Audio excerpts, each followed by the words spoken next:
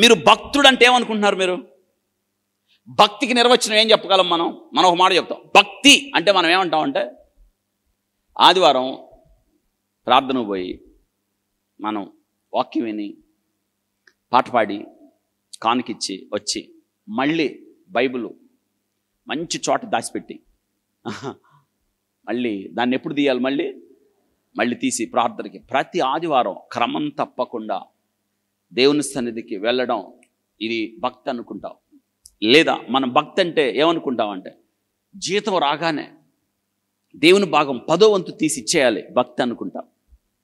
మనం ఇలాగా రకరకాల అర్థాలతో ఉండిపోయాం భక్తి అంటే.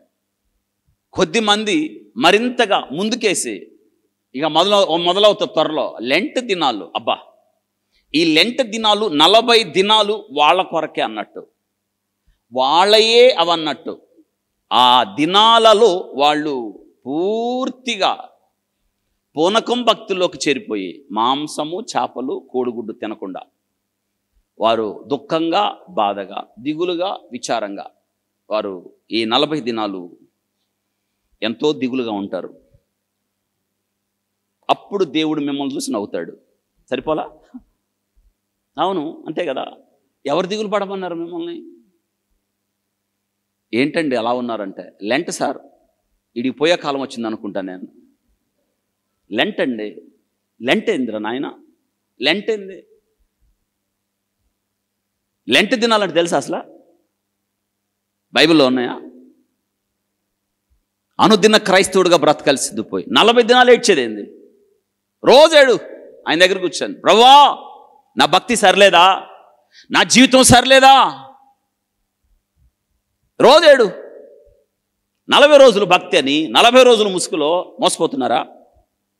ఇది 40 రోజులు కాదు ఈ భక్తి, ఈ శ్రేష్టత, ఈ నాణ్యత అనుదిన క్రైస్తవులం. మనం ప్రభు చెప్పాడు, ఎవరైనాను నన్ను వెంబడింపగోరిన ఎడల తను తాను అనుదినం. అబ్బా, ఎవ్రీడే క్రిస్టియానిటీ మన.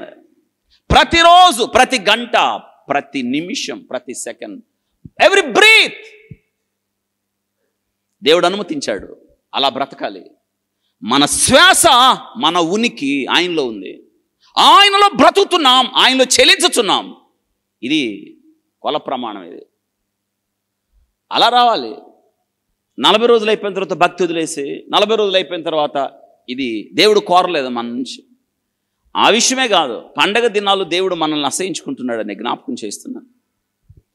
వినండి, భక్తిపరుడు అంటే సింపుల్ డెఫినేషన్, నిర్వచనం ఏంటంటే, వినండి, దేవుడు పరిశుద్ధుడు అని మీకు తెలుసు. నువ్వు పరిశుద్ధంగా బ్రతకాలి. రెండవది మీరు గమనించాలి, దేవుడు సర్వశక్తిమంతుడని, దేవుడు సర్వజ్ఞాని అని, దేవుడు సర్వవ్యాప్తి అని. దేవుడిచ్చిన ఈ జీవితం, దేవుడిచ్చిన ఈ శరీరానికి మాలిన్యం అంటకుండా ఆయన పరిశుద్ధుడు కాబట్టి దేవుడు నాకు ఇచ్చిన ఈ జీవితంలో పరిశుద్ధతను కలిగి ఆయన నాకు ఇచ్చిన వాక్యాన్ని బట్టి ఆయన వాక్యములో నడుస్తూ ఆయన్ని సంతోషపెట్టేటట్టు బ్రతుకుతూ, దేవుడు నాకు ఇచ్చిన తలాంతులు నేను ఆయన కొరకు వాడుతూ మించి ఈ జీవితం తర్వాత ముగించబడిన తరువాత, అవును, మరణ ద్వారము గుండా నేను ఆయన యొద్దకు చేరుదును అన్న నిశ్చయత కలిగిన వాడే భక్తుడు. అగైన్ నేను మళ్ళీ మీకోసం చెప్తాను, జాగ్రత్త వినండి.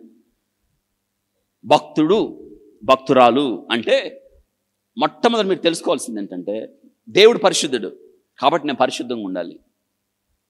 దేవుడు చూడండి, సర్వశక్తిమంతుడు, సర్వజ్ఞుడు, సర్వవ్యాప్తి.